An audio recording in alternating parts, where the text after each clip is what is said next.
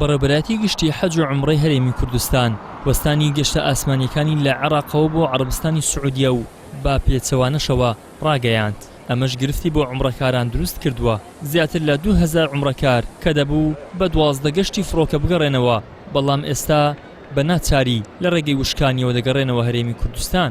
دوێنێ ڕانگەیاندبوو کە ئێمە هیچ گەشتێکمان ڕانەگرتووە، تەمەن ئەمە ئەسڵ ئەساسی بۆ نییە.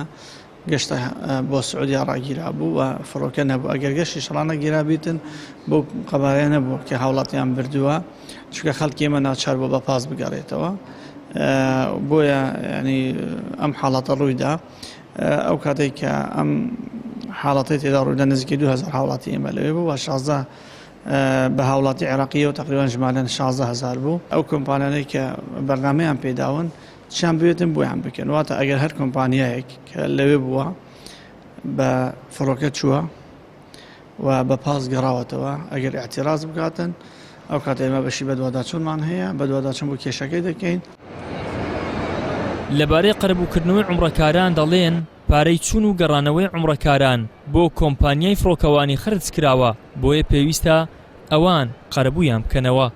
لەی ماتەمینی ئیمام حوسێن ئەوە بوو کێشەی بۆ عومرەکاران دروست کرد، بۆ کۆمپانیەکانیش دروست کرد. ئەوە شت ئەو جەپاشان بۆ عومرەکاران.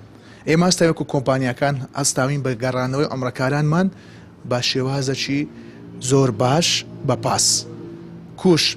هەر کەسە و ڕغبەتی خۆی بووە، هەر کەسێک هەر عومرەکارێک کە دەیە بگەڕێتەوە بە پاس با بگەڕێتەوە. ئەو کەسێک کە ناوێ بگەڕێتەوە ئێمە شوێنی حەوانەوەی بۆ دابین دەکەین و خواردن و خواردنەوەشی بۆ دابین دەکەین. بەنسبەت قەرەبووکردنەوەی عومرەکارانی خۆشەویست کە سەفەریان کرد بە تەیارە، نەخێر، وەڵاهی ئەوەی دەگەڕێتەوە سەر دەستەی فڕۆکەوانی عێراقی، دەگەڕێتەوە سەرەوان. ئەگەر ئەوان تەعویزی عومرەکاران بکەنەوە، ئەمەش پارەکەی بۆ عومرەکاران دەگەڕێن ئینشاءڵڵا. لەو 2000 عومرەکارەی کورد و 14000 عومرەکاری عێراقی زۆرینەیان بە هۆی چلەی ماتەمینی ئیمام حوسێنەوە بە ڕێگەی وشکانی گەڕاونەتەوە.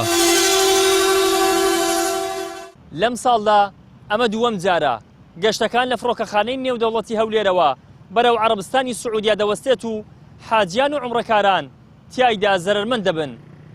ئەم جارە بە هۆکاری چلەی ماتەمینی ئیمام حوسێنەوە سەرجەم گەشتە ئاسمانیەکان بەرەو عەرەبستانی سوعودیا یاخود گەڕانەوە وەستاون. تاکو ئێستاش ئەوە ڕوون نییە بە هۆکاری دواخستن و ڕاگیرانی گەشتە ئاسمانیەکان حاجیان و عومرەکاران قەرەبوو دەکرێنەوە یاخود نا. ئیدریس محەممەد، کەناڵی ئاسمانی پەیام، هەولێر.